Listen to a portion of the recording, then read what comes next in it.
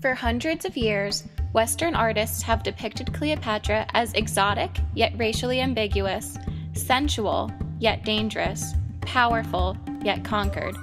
Cleopatra's portrayal in film continues to perpetuate these dualities in her character within the context of American Orientalism in the time period of 1920 to 1960.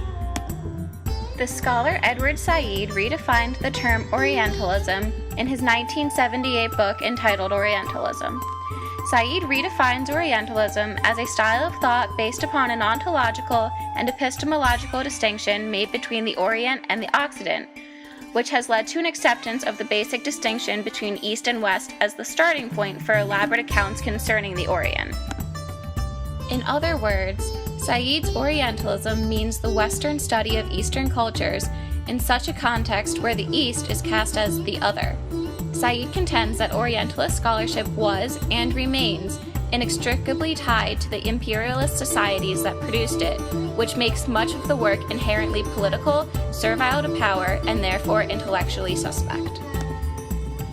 In America from the 1920s to the 1960s, popular culture depicted Middle Easterners as backward, decadent, and untrustworthy.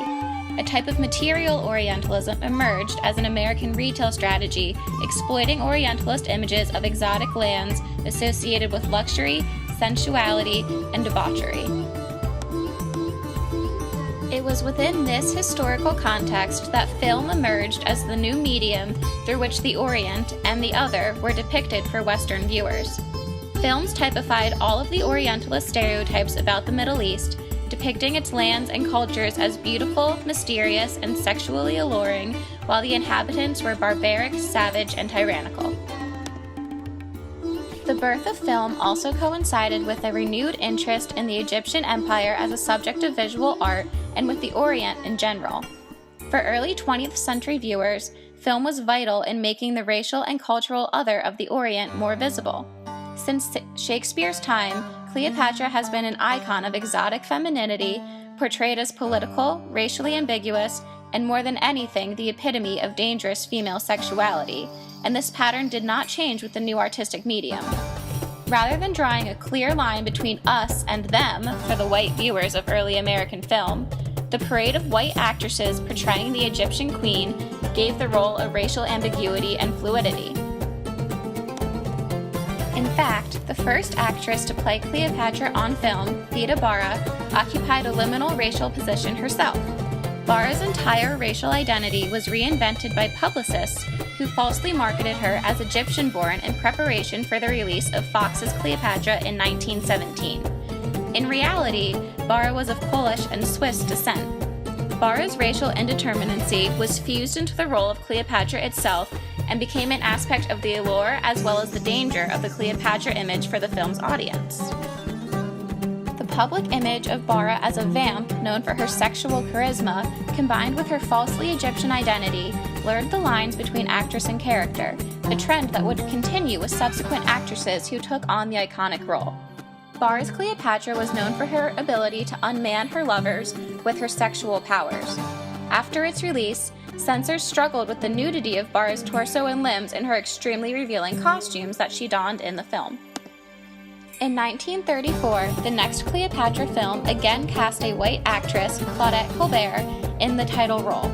This film also makes a concerted effort to obscure the answer to the question of Cleopatra's race, even including a scene where the question, "Is she black?" is asked point blank. The racial ambiguity of Cleopatra was used to assert a message of white supremacy. Cleopatra's proximity to blackness and otherness as an Egyptian queen could not be denied, and consequently became equated with the dangerous, adventurous, and sexual aspects of Cleopatra. On the other hand, Cleopatra's tyrannical rule and undeniable political power became inextricably linked with her whiteness. The 1945 production of Caesar and Cleopatra with Vivien Leigh in the starring role continued the precedents set by the first two films. Again, a white actress portrayed the Egyptian queen, providing Cleopatra with her now expected racial ambiguity. Cleopatra's dual racial identity served two clearly distinct purposes. As a powerful political leader, Cleopatra was indisputably white. When it came to her overtly and often overly sexualized nature, however, filmmakers played up the otherness and exotic nature of Cleopatra. The sex appeal of Cleopatra was made less threatening and more appropriate by the exotic setting and Cleopatra's proximity to the other. The most famous portrayal of Cleopatra, however, is unarguably Elizabeth Taylor's 1963 performance. Taylor changed what it meant to play Cleopatra for all those who followed by taking the blurring of star and role begun with Barra to an unprecedented level. Taylor's face has become recognizable as Cleopatra to such an extent that Andy Warhol termed it the Liz Taylor in Cleopatra look. Cleopatra's conflation with Taylor brought the icon of Cleopatra into a phase of popular culture where the queen was highly imitated, mobile, seemingly dissociated from previous historical or literary contexts, and, most importantly, white. In the end, the Cleopatra icon took on the Fox mark. Elizabeth Taylor became Cleopatra, Elizabeth Taylor became Liz Taylor in Cleopatra, and in the process, Cleopatra became the film Cleopatra of 1963. With Elizabeth Taylor's Cleopatra, the consumerist tendencies of American Orientalism triumphed by turning the East into something marketable and something necessarily white.